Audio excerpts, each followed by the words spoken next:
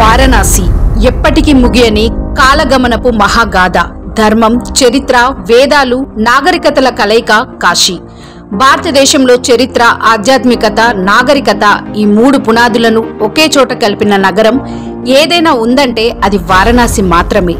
ప్రపంచంలోనే అత్యంత పురాతనంగా నిరంతరం నివాసమున్న నగరం అనే గౌరవాన్ని పొందిన ఈ క్షేత్రం ఏ యుగంలో చూసినా దేవతల నడకలు వినిపించే పవిత్ర భూమి. వేదాలలో కాశీని అవిముక్త క్షేత్రం అని పేర్కొన్నారు. ఇది భూమిపై శివుని అంతరంగ శక్తి ఎప్పటికీ విడిచిపెట్టని ప్రదేశం అని అర్థం. ఋగ్వేదంలో కాశీని వెలుగుల నగరం అని వర్ణించారు. వేద పండితులు కాశీని జ్ఞాన కేంద్రమని భావించారు. పురాణాల ప్రకారం భగవాన్ శివుడు స్వయంగా కాశీలో స్థిరపడడంతో దీనికి అక్షయ క్షేత్రం అనే మహిమ వచ్చింది. అన్నమయ్య పదాలు, నాదసుధా పురాణాలు, శైవ గమనాలు అన్ని కాశీ మహత్వాన్ని వివరించాయి. బౌద్ధ కాలంలో గౌతమ బుద్ధుడు కాశీ సమీపంలోని సారనాథ్ వద్దనే మొదటి ధర్మచక్రాన్ని ప్రతిపాదించారు. మగధ, గుప్త, మౌర్య, మాపిల్ల రాజవంశాలు కాశీని పునర్నిర్మించాయి.